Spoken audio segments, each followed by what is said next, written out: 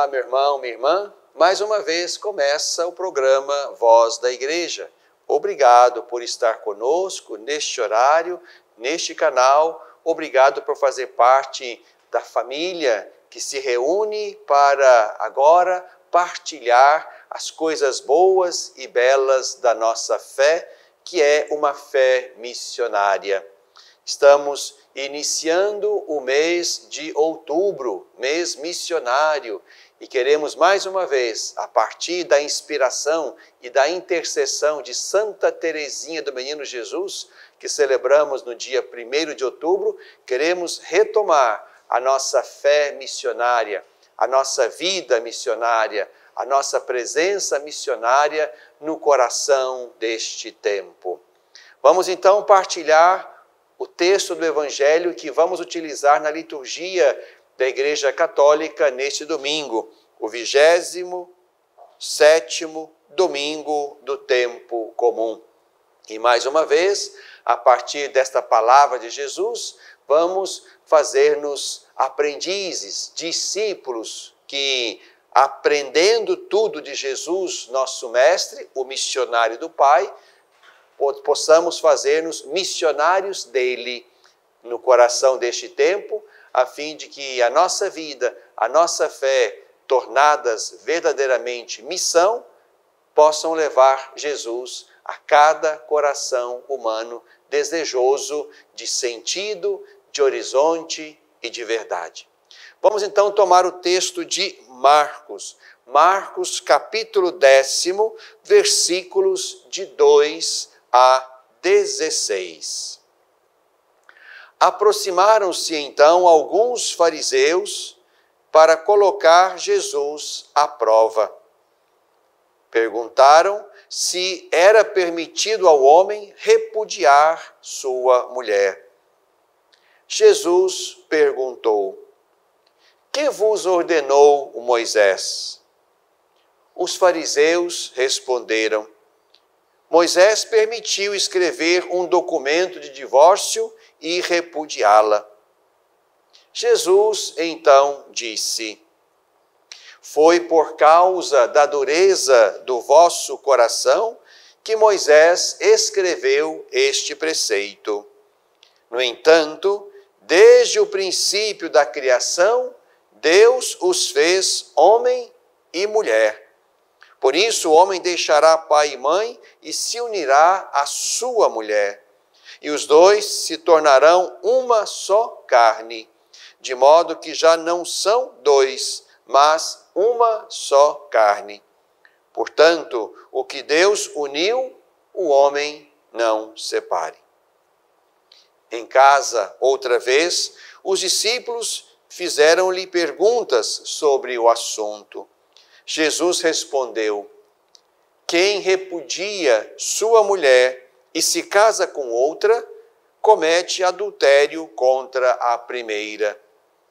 E se uma mulher, tendo repudiado seu marido, se casa com outro, comete adultério. Traziam também crianças para que Jesus as tocasse, mas os discípulos os repreendiam.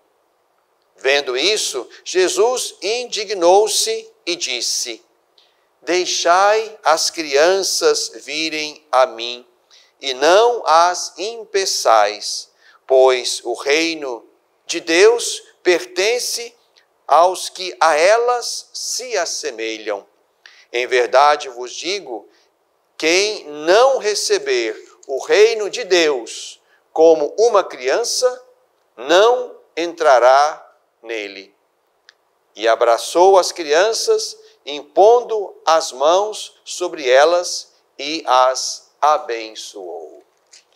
Meu irmão, minha irmã, vamos então mais uma vez mergulhar a nossa fé reverente, a nossa inteligência reverente sobre este tema, sobre este texto, para aprendermos mais uma vez de Jesus. Importante nos situarmos ali naquele contexto. O texto diz que alguns fariseus se aproximaram de Jesus para colocá-lo à prova. Aqui já há, portanto, uma intenção. A intenção deles talvez não fosse aprender de Jesus, mas fosse exatamente colocar alguma questão na qual Jesus pudesse oferecer-lhes motivo para recusa ou oposição. Interessante a pergunta que eles colocam, mesmo que ela seja uma pergunta maldosa. Se era permitido ao homem repudiar a sua mulher. Jesus, então, os coloca diante de duas situações, ou duas legislações, a de Moisés e a de Deus. Citando Moisés, que permitia aquela carta de divórcio, Jesus, então, vai fazer-nos entender que esta permissão de Moisés, este pretexto ou esse preceito de Moisés, foi por causa da dureza do coração. A mulher repudiada que ia para fora, portanto, de casa, sozinha ou com os filhos, só tinha talvez duas possibilidades para sobreviver. Ou se ligava a outra pessoa, ou se prostituía para que dali pudesse sustentar-se a si mesma e a seus filhos. E se o primeiro marido reivindicasse aquela mulher que já se tinha ligado a um segundo, ela deveria voltar, porque era posse daquele primeiro marido que a tinha desposado.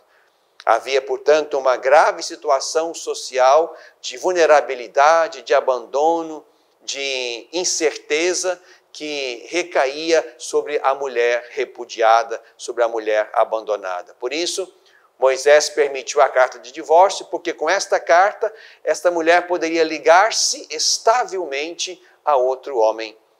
E esse primeiro não poderia reivindicá-la de volta.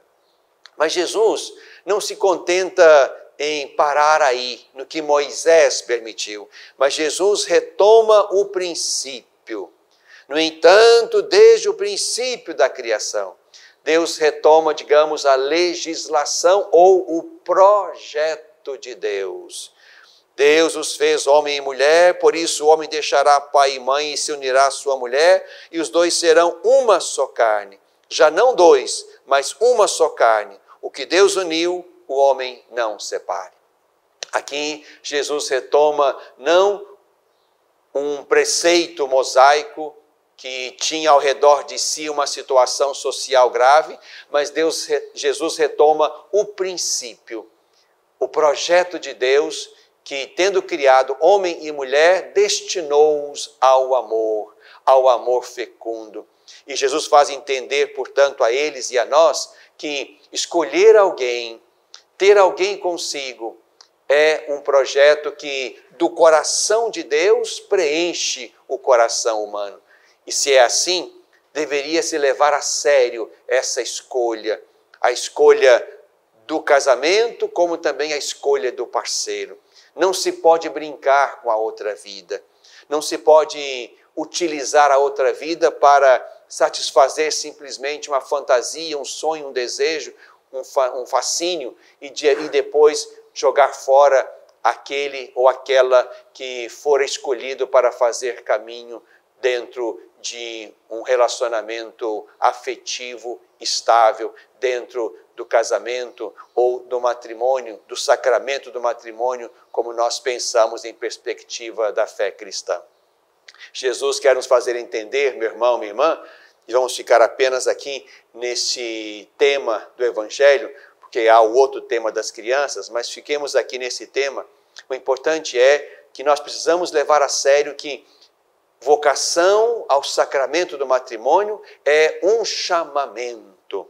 Deus chama este homem para aquela mulher para este homem, e temos que viver o matrimônio nessa perspectiva. Matrimônio é vocação. Matrimônio não é, digamos, um movimento cultural, biológico, resultado de necessidades afetivas ou sexuais. Não, o matrimônio é, antes de tudo, uma vocação.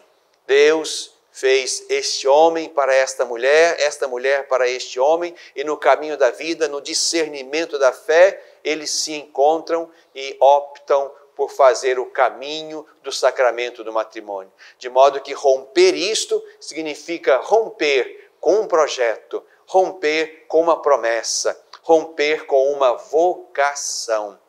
Porque o sacramento do matrimônio quer expressar ali, naquele amor humano entre um homem e uma mulher, esse sacramento do matrimônio quer expressar o amor de Deus por nós, o amor de Cristo pela igreja. E este amor não passa.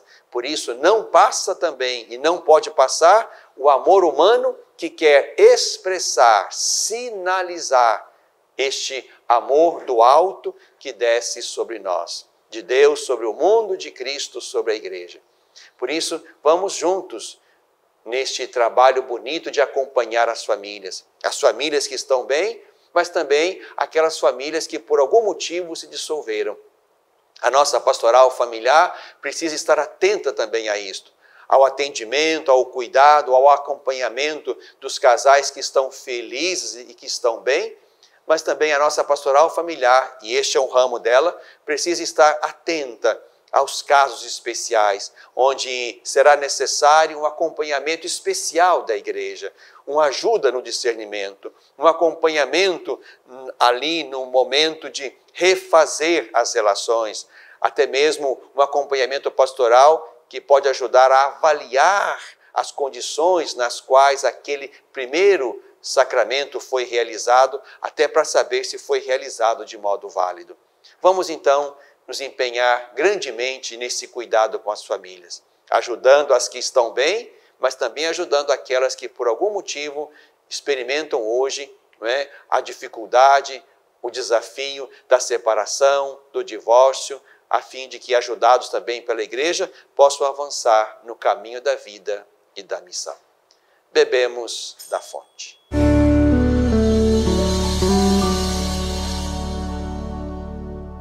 Você sabia que parte do que você paga de imposto de renda pode ser direcionado ao Lar dos Idosos de Divinópolis? É uma maneira bonita de expressar compaixão e de contribuir com os idosos de nossa cidade.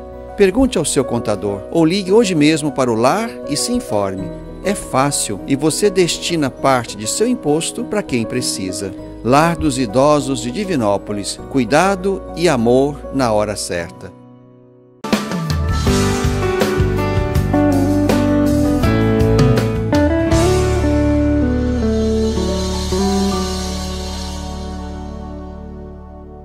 No coração deste tempo, neste tempo estamos no início do mês de outubro, mês missionário.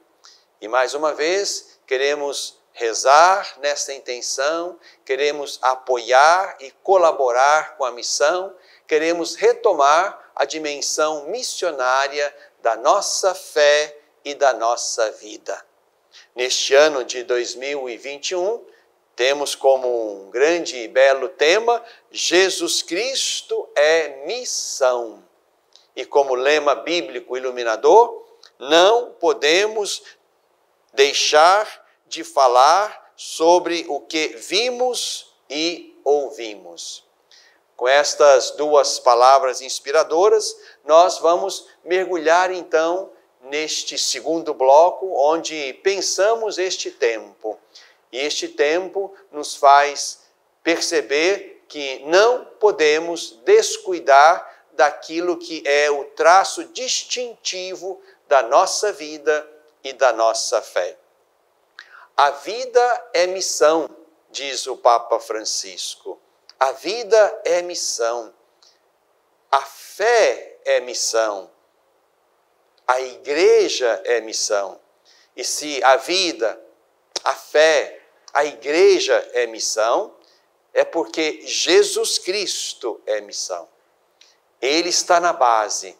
Jesus é o missionário do Pai, enviado do Pai para ser expressão do amor, da misericórdia, do reino do Pai.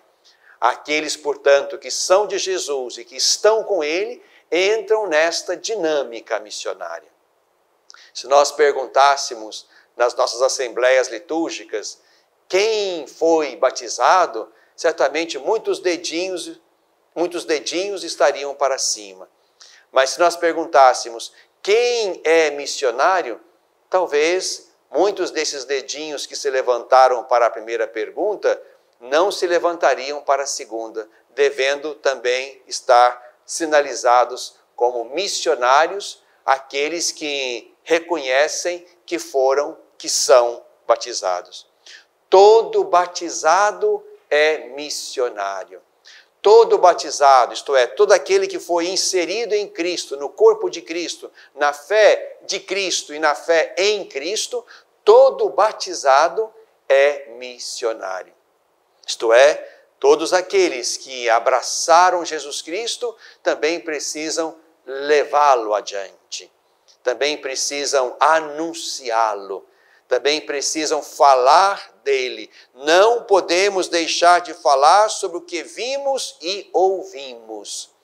Esta palavra é de Pedro, que tendo juntamente com João levantado aquele aleijado que ficava na porta do templo, esses dois apóstolos então foram chamados pelas autoridades, foram questionados sobre o que fizeram no nome de Jesus, e é exatamente nesse contexto em que Pedro é intimado pelas autoridades a não dizer mais, a não anunciar mais o nome de Jesus, é aí que Pedro reage. Estamos aqui nos Atos dos Apóstolos, no capítulo 4, versículos 18 e seguintes. Chamaram de novo Pedro e João e ordenaram-lhes que, de modo algum, falassem ou ensinassem em nome de Jesus. Pedro e João responderam: julgai vós mesmos se é justo diante de Deus que obedeçamos antes a vós do que a Deus. Quanto a nós, não podemos deixar de falar sobre o que vimos e ouvimos. Aqui estamos diante do belo testemunho que nós aprendemos da igreja da primeira hora. Pedro e João frequentavam o templo para as orações e ali, em nome de Jesus, levantaram aquele aleijado. Não temos ouro nem prata, mas o que temos te damos. Em nome de Jesus Cristo, Jesus de Nazaré, levanta-te. É aqui que aquele homem, então, toma o vigor das pernas e manifesta o que Deus fez por ele. É sobre este milagre que Pedro e João estão sendo questionados e calados. Mas eles reagem, e isso é que importa. Não podemos deixar de falar sobre o que vimos e ouvimos. Esta é a nossa fé, meu irmão, minha irmã. O que Jesus fez em nós, o que Ele fez por nós, o que Ele fez antes, os horizontes de futuro que Ele nos abre, isto nós precisamos anunciar. Jesus é missão, porque Ele veio nos trazer as palavras de Deus. Ele é a palavra de Deus. Ele é a boca do Pai. Aquilo que Jesus nos fez conhecer e que deu sentido e beleza à nossa vida, ao mundo e à história, isto nós temos que anunciar. Por isso que a nossa fé é missionária.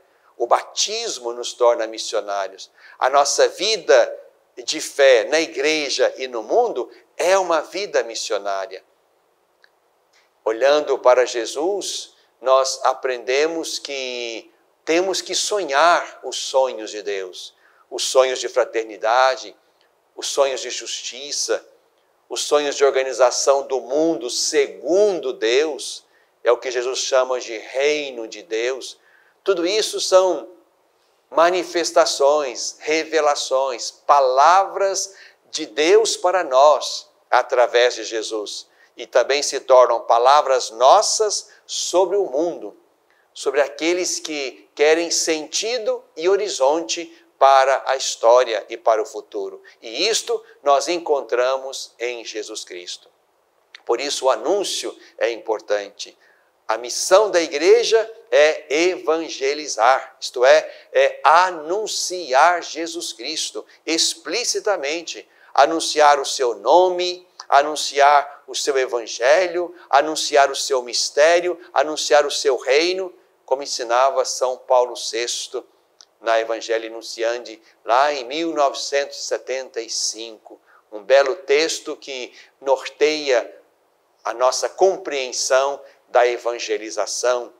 Por isso, quero convidar você, meu irmão, minha irmã, já aqui no início desse mês missionário, a repensar a sua postura, a nossa postura missionária.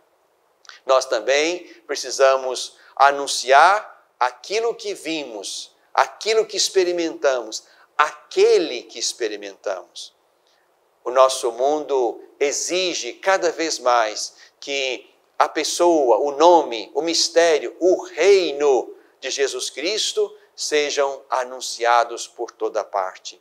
Ainda há muita obscuridade, ainda há muita compreensão distorcida do que seja Jesus, do que seja o Evangelho, do que seja o reino. Precisamos, com fé, com coragem, com profetismo, com espiritualidade profunda e madura, precisamos retomar o anúncio. Anúncio que é dificultado grandemente em alguns lugares, ou pelas ideologias que estão ali, ou também, e isto é grave, pela falta de recursos para que este anúncio possa ser eficaz e produzir frutos. Por isso, ao longo deste mês missionário, somos chamados a nos perguntar sobre a nossa atitude, sobre a nossa fé missionária, sobre a nossa vida missionária, sobre a nossa presença missionária na igreja e no mundo. O que temos dito, anunciado, testemunhado de Jesus aos outros. Por isso, outubro é para nós repensarmos a dimensão missionária da nossa vida, da nossa fé. Mas também outubro é o mês de nós rezarmos e nos mostrarmos solidários com as muitas expressões de missionariedade na igreja. Muitos deixaram suas terras, suas casas, seus amados, para dedicarem-se ao trabalho missionário ad gentes, isto é, a outros povos, a outras nações, homens e mulheres de grande força espiritual que estão em lugares de difícil presença da igreja e da fé cristã católica, sobretudo na África, na Ásia, mas também aqui nas nossas terras mineiras e brasileiras, também plenas de lugares de carência de missionários aqui não só ministros ordenados, mas também de leigos e leigas, de pessoas profundamente marcadas pelo compromisso da fé. Também aqui entre nós há lugares que demandam uma presença mais fecunda e mais abundante de missionários. Por toda parte há necessidades. E por isso é importante nós rezarmos para que não falte no coração dos discípulos a dimensão, a abertura missionária. Então, repensar a própria vida e a própria perspectiva pessoal de missão, rezar para que não faltem missionários para perto e para longe, eles não podem faltar, precisamos deles, mas também, e é uma terceira disposição importante, colaborar financeiramente com a missão. Lá no coração do mês de outubro, nós vamos realizar a coleta das missões. Essa coleta das missões, enviada ao Papa, vai assistir muitas situações e realidades onde a falta de recursos vai alentando e dificultando a missão, sobretudo na África e na Ásia. E você também, meu irmão, minha irmã, será chamado a colaborar lá com a sua pequena oferta que vai alimentar a missão neste mundo afora. Vamos então, vivendo ao longo deste mês, ao longo também desses programas que realizaremos no mês de outubro, vamos vivendo e retomando a dimensão missionária da nossa vida, da nossa fé, da nossa pertença ao Senhor Jesus e à sua igreja. No coração deste tempo.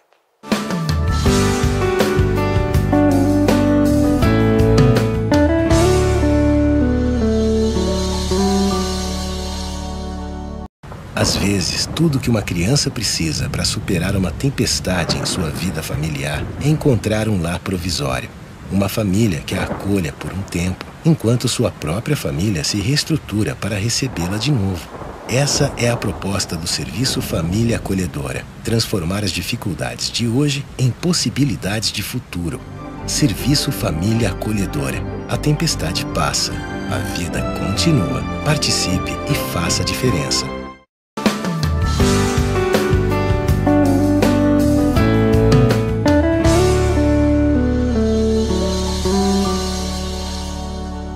Na tradição da igreja, este é o nosso último bloco.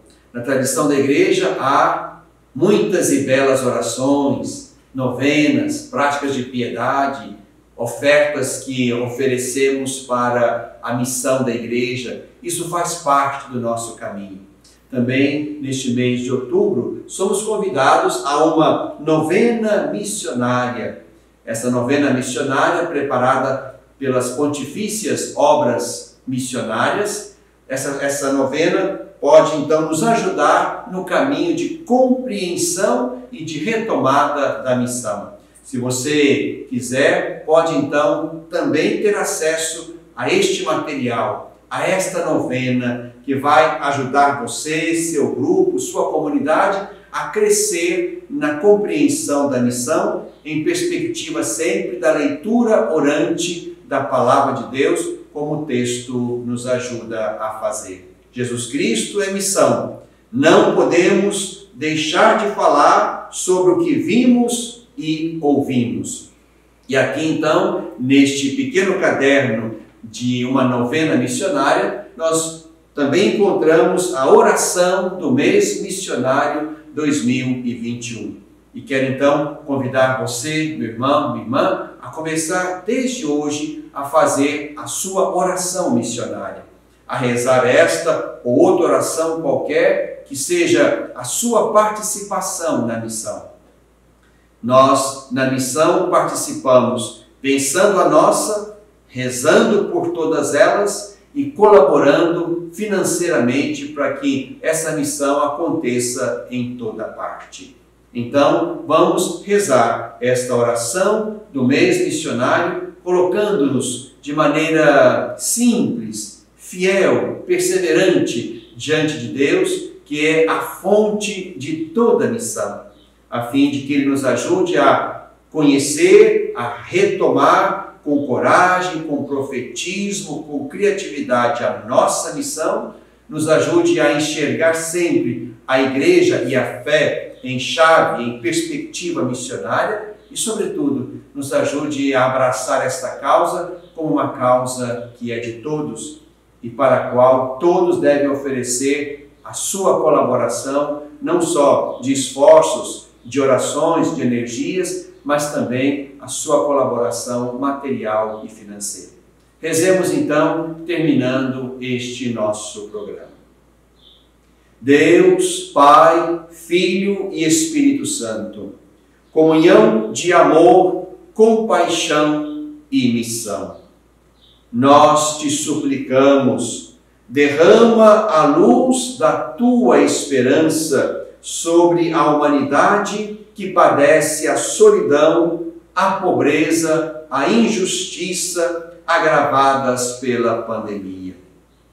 Concede-nos a coragem para testemunhar com ousadia profética e crendo que ninguém se salva sozinho, tudo o que vimos e ouvimos de Jesus Cristo, missionário do Pai.